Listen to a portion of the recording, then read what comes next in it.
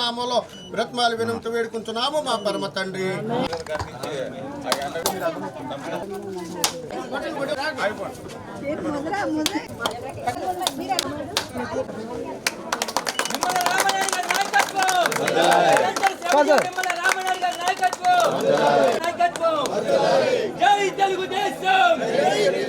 ప్రతి వ్యక్తికి కూడా అత్యంత అవసరమైనటువంటిది త్రాగునీరు.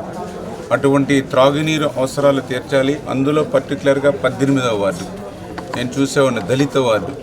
తెల్లవారుజామున 5-6 ట్యాంకర్లు వచ్చినా కూడా మహిళలు క్యూ లైన్లో ఉండి బిందులు పెట్టుకుని పై ఫ్లోర్లో ఉంటే పాపం మోసుకెళ్తూ నరకం అనిపించేటువంటి వార్డుల్లో ఈ 18వ వార్డు ఒకటి. అటువంటి పరిస్థితుల్లో ఈ 18వ వార్డులోనే ఆ రోజు నేను ఇక్కడే ఓఆర్ఐ ట్యాంక్ని నేనే నిర్మాణం చేసాం. ఆ రోజు 14-19 ఆ ఓఆర్ఐ ట్యాంక్ని ఇక్కడ నిర్మాణం చేయడం ద్వారా అప్పుడు తాత్కాలికంగా కొంత నీరు వీళ్ళకి లభిస్తున్నటువంటి పరిస్థితి. ఎందుకంటే వీళ్ళ వార్డులోనే ట్యాంకర్ ఉండడం ద్వారా.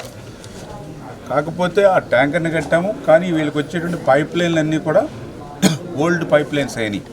ఓల్డ్ పైప్ లైన్స్ అవడం వల్ల అవి కూడా కొంచెం రిపేర్స్కి గురవడం, అక్కడక్కడ వాటరు కలుషితం కావడం జరుగుతుంది. అందుకే ఇప్పుడు మళ్ళీ ఈరోజు ఈ 18వ వార్డులో 2,97,00,000 రూపాయలు, అంటే అక్షరాల 3 కోట్ల రూపాయలు మళ్ళీ ఈ ట్యాంక్ నుంచి వచ్చేటువంటి పైప్ లైన్లన్నీ కూడా పాతవి పాడైపోయిన అన్నింటిలోనూ కొత్త పైప్ లైన్లు వేసి ఆ పైపులు కూడా సైజు కూడా కొన్ని అవసరమైన చోట్ల పెంచుకుని, ఎందుకంటే ఇళ్ళు పెరిగింది, జనాభా పెరిగింది, పైప్ లైన్ పెరగలేదు కాబట్టి ఇబ్బందులు ఉన్నాయి.